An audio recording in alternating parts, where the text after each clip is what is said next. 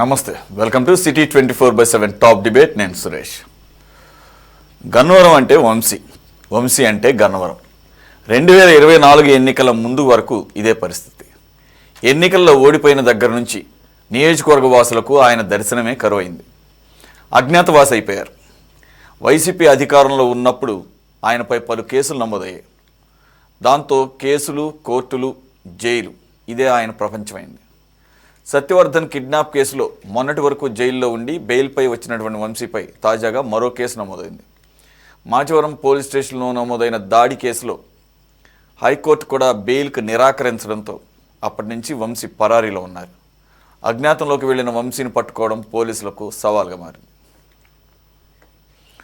ఎంసోపై ముందుగా డిబేట్లో పార్టిసిపేట్ చేస్తున్నారు తెలుగుదేశం పార్టీ అధికార ప్రతినిధి సయ్యద్ రఫీ గారు, నమస్తే అండి.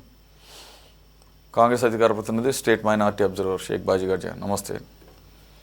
జనసేన పార్టీ ఉమ్మడి కృష్ణా జిల్లా వైస్ ప్రెసిడెంట్గా ఉన్నటువంటి మాతి వెంకటేశ్వర గారు, సీనియర్ అడ్వకేట్ జాయిన్ అయ్యారు, నమస్తే sir. Senior journalist, political analyst Upala Lakshman గారు, నమస్తే సార్, వెల్కమ్. సార్ వెంకటేశ్వర గారు, నేను ఇది ఎందుకు తీసుకోవాల్సి వచ్చిందంటే, వల్లభనేని వంశీ చాలా చదువుకున్న వ్యక్తి, తెలియగలవాడు, ప్రజల్లో కూడా ఎంతో కొంత పేరు ఉన్నటువంటి వ్యక్తే. కాకపోతే పొలిటికల్ రీజన్స్లో అలాగే కొన్ని వివాదాస్పదమైనటువంటి విషయాలు, అలాగే కొన్ని అవినీతి వ్యవహారాలు ఇవి ఆయనకి చుట్టుముట్టాయి. కానీ ప్రజల్లో మనిషిగా, అలాగే ప్రజలకి అందుబాటులో ఉంటాడని నిత్యం ఆయనకు పేరు ఉంది. అయితే మన అందరికీ తెలిసిందే, ఆయన సత్యవర్ధన్ కిడ్నాప్ కేసులో అరెస్ట్ అయ్యి చానాళ్ళు జైల్లో ఉన్నారు. అనారోగ్య సమస్యలు కూడా ఫేస్ చేశాడు ఆయన. మరి దాంట్లో బెయిల్ మీద మొత్తానికి బయటకు వచ్చాడు. వచ్చిన తర్వాత మరి ఒక వ్యక్తిని మీద దాడి కేసులో ఆయన ఏవన్గా పెట్టారంటున్నారు.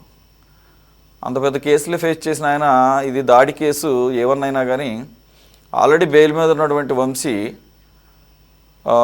బెయిల్ రూల్స్ ప్రకారంగా మరి ఆ సత్యవర్ధన్ కిడ్నాప్ కేసులో పోలీస్ స్టేషన్కి కూడా ఎవ్రీ 2 వీక్స్ ఏదో టైం ఇస్తారు కదా, అట్లా అటెండ్ కావాలట. మరి ఇది ఈ కేసులో కొత్త కేసులో అరెస్ట్ చేస్తారన్న భయంతోనో మరి కారణం ఏదైనా కానీ ఆయన ఆ సత్యవర్ధన్ కిడ్నాప్ కేసు విషయంలో కూడా అటెండ్ కావటం లేదంటున్నారు. మరి అంత రిస్క్ చేస్తున్నప్పుడు ఆటోమేటిక్గా పాత బెయిల్ కండిషన్స్ని రివోక్ చేస్తారు కదా, మరి బెయిల్ని రివోక్ చేసే అవకాశం ఉంటుంది కదా. మరి ఎప్పటికైనా ఆయన బయటికి రాక తప్పదు, పోలీసులు దగ్గరికి వెళ్ళక తప్పదు. మరి ఈ కేసు గురించి ఆయన అంత పెద్ద కేసులో రిస్క్ చేస్తున్నాడు అని అనుకోవచ్చా లీగల్ ఆస్పెక్ట్స్లో సార్? మీకు సురేష్ గారు, మీకు ప్యానల్లో ఉన్నటువంటి పెద్దలకి అందరికి కూడా నమస్కారం. అదేవిధంగా మన వీక్షకులందరూ కూడా శుభ సాయంకాలం. ఇప్పుడు మనం జూలైలోనో మార్చిలోనో ఎప్పుడో ఈయన వంశీ గారు అరెస్ట్ అయినప్పుడు ఒక డిబేట్ పెట్టుకున్నాం మన టీవీలోనే. అప్పుడు నేను చాలా స్పష్టంగా చెప్పాను, వంశీ గారికి అనేది ఇక కష్టకాలం దాపురించింది. ఆయన మీద చాలా కేసులు కూడా రిపోర్ట్ అయినా, ఒక కేసులో అరెస్ట్ అయిన తర్వాత ఆ రిమాండ్ లో ఉండగానే ఇంకో కేసులో పీటీ వారెంట్ తీసుకుని దాంట్లో అరెస్ట్ చూపిస్తారు. అది అతనికి వంశీ గారికి సమీప కాలంలో బెయిల్ రాదు. నేను ఆ రోజు చాలా స్పష్టంగా చెప్పాను.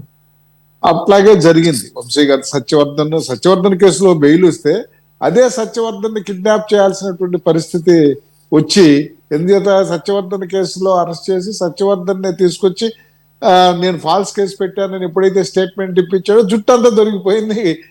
అటు ప్రాసిక్యూషన్ వాళ్ళకి కానీ, పోలీస్ వారికి కానీ, గవర్నమెంట్ కానీ, అది వేరే విషయం. ఇప్పుడు 307 మీరు చెప్పినటువంటి అంశాలలో అతని హత్యాయత్నం కేసు అనేది వంశీ గారి మీద నమోదైనటువంటి కేసు. దాంట్లో ఆయన ప్రైమ్ అక్యూజ్డ్, ప్రధాన ముద్దాయి అయినటువంటి పరిస్థితి. ఆయన దాని గురించి చాలా యాంటిసిపేటరీ బెయిల్ ట్రై చేశాడు, రాలేదు. కాబట్టి ఆయన అండర్ గ్రౌండ్ అయిపోయాడు. ఇప్పుడు మీరు చెప్పినటువంటి అంశం, ఎందుకంటే ఆయన యొక్క బెయిల్ కండిషన్స్ అది మాకు తెలియదు కాబట్టి మీరు చెప్పిన దాన్ని బట్టి ఏంటంటే, సత్యవర్ధన్ కిడ్నాప్ కేసులో కోర్టు వారు బెయిల్ ఇచ్చినప్పుడు కండిషన్స్ ఇంపోజ్ చేశారని. సత్యవర్ధన్ కేసులో ఇంపోజ్ చేశారు, లోతో ఫేక్డ్ పట్టాల కేసులో ఇంపోజ్ చేశారు, చాలా కేసులు ఉన్నాయి వంశీ గారి మీద. దాని మీద ఆయన పొలిటికల్ గా కూడా ఒక నిర్వేదం అనుభవించుకుంటూ పొలిటికల్ ఇనాక్టివ్ గా కూడా ఉంటూ ఆయన పెద్దగా రాజకీయ కార్యకలాపాల మీద శ్రద్ధ చూపటం కానీ, పార్టీ కార్యకలాపాల మీద శ్రద్ధ చూపటం కానీ, పబ్లిక్ లైఫ్ లోకి రావటం కానీ ఆయన రావట్లేదు, మనం చూస్తూనే ఉన్నాం. అయితే ఇప్పుడు ఈ కేసులో ఏదైతే ఆయన యాంటిసిపేటరీ బెయిల్ డిస్మిస్ చేశారో దాని మీద న్యాచురల్ గా పోలీసు వారు అరెస్ట్ చేయడానికి ప్రయత్నం చేస్తారు, అరెస్ట్ చేస్తారు. అరెస్ట్ చేస్తే పాత కేసులన్నీ కూడా తిరగదోడటం మూలంగా బెయిల్ రావటం కూడా కష్టం అవుతుంది. దీంట్లో 41 సిఆర్పిసి ఇప్పుడు కొత్తగా వచ్చిన సిఆర్పి బిఎన్ఎస్ ద్వారా కానీ ఎక్సైట్ చేసేటువంటి పోలీస్కి ఆ ఆప్షన్ తీసుకుంటాకి వంశీ మీద అవకాశం లేదు అని చెప్పాలి. ఎందుచేతంటే ఆయన గతంలో చాలా కేసుల్లో ముద్దాయి అవటం ఉంటే కాకుండా సత్యవర్ధన్ కేసులో, కిడ్నాప్ కేసులో ఏదైతే సత్యవర్ధన్ కేసులో మొట్టమొదటిగా బెయిల్ పొంది ఆ తర్వాత అతన్నే మళ్ళా ట్యాంపరింగ్, ఎవిడెన్స్ ట్యాంపరింగ్ చేసే ప్రయత్నం చేశారో అది చాలా సీరియస్ అయినటువంటి పరిస్థితి ఉన్నాయి. కాబట్టి ఆయన అరెస్ట్ చేస్తే ఈ రిమాండ్ రిపోర్ట్ లో ఆయన చరిత్ర అంతా కూడా ఈ కేసులో ముద్దాయి, ఈ కేసులో ముద్దాయి, ఇదిగో ఈ విధంగా బెయిల్ తీసుకుని విట్నెసెస్ ని ట్యాంపరింగ్ చేశాడు, ఎవిడెన్స్ ని ట్యాంపరింగ్ చేశాడు కాబట్టి బెయిల్ ఇవ్వకూడదు అనేటువంటి అంశం ప్రాసిక్యూషన్ వాళ్ళు చూస్తారు. ఇప్పుడు వచ్చేటప్పటికి ఏంటంటే మీరు అన్నది మెయిన్ పాయింట్, ఆయన కండిషన్ బెయిల్లో ఉంటే ఆ కండిషన్ కంప్లై కాకపోతే ఆ కండిషన్ ఉల్లంఘించాడు వంశీ గారు, ఆ కండిషన్ ఉల్లంఘించారు అని బెయిల్ క్యాన్సిలేషన్ ఖచ్చితంగా కూడా ప్రాసిక్యూషన్ వాళ్ళు వెళ్ళొచ్చు. ఏదేమైనప్పుడు కూడా చూస్తుంటే వంశీ గారి పీరియడ్ బాగుండట్టుగా మాత్రం కనపట్ల ఖచ్చితంగా కూడా. అయితే ఎంతో కొంత పోలీస్ వారు సానుభూతి ఉందేమో ఒక చిన్న అనుమానం కూడా నాకు వస్తుంది. ఎందుచేతంటే ఫోన్ స్విచ్ ఆఫ్ చేసినంత మాత్రాన వ్యక్తి దొరకపోవటం అనే ప్రశ్న లేదు. ఇవాళ ఫోన్ స్విచ్ ఆఫ్ అయినా, ఫోన్ సిమ్ కార్డు మార్చినా కూడా మనిషిని ట్రేస్ చేసేటువంటి టెక్నాలజీ ఈ రోజున మనం చూస్తున్నాం. మనం కూడా చాలా డిబేట్లో అటు వివేకానంద మర్డర్ కేసులో కానీ లేకపోతే మిగతా కేసుల్లో కానీ అక్యూజ్ ని ట్రేస్ చేయడానికి పోలీసు వారికి ఉన్నటువంటి అనేక మెథడ్స్ వాళ్ళకు ఉన్నాయి. మరి ఇంకా ఎందుకు చేస్తున్నారు అనేది అర్థం కానటువంటి ప్రశ్న. ఏది ఏమైనప్పటికీ కూడా ఖచ్చితంగా కూడా వంశీ గారు క్రూషియల్ పీరియడ్ లో ఉన్నారు, ఆయన పరిస్థితులు బాగాలేదు. ఈ కేసులో అరెస్ట్ చేయటం జరిగితే కండిషన్ బెయిల్లో కూడా క్యాన్సిల్ అవటం, మరలా ఆయనకి ఎందుచేతంటే జైలు జీవితం అనేది ఒక్కసారి ఆయన దుర్భరమైన జీవితాన్ని అనుభవించాడు చాలా కాలం నుంచి, ఆయన ఆరోగ్యం కూడా పాడైంది అనేది మనం చెప్పుకుంటున్నాం. అలాంటి వ్యక్తి మరలా జైలు జీవితాన్ని, జైల్లోకి వెళితే ఆయన పరిస్థితి మానసికంగా కానీ శారీరకంగా కుంగిపోయే పరిస్థితి కాబట్టి దాని నుంచి తప్పించుకుంటాకి ఆయన హెత్ అండ్ ఎవరిని మూవ్ చేయొచ్చు.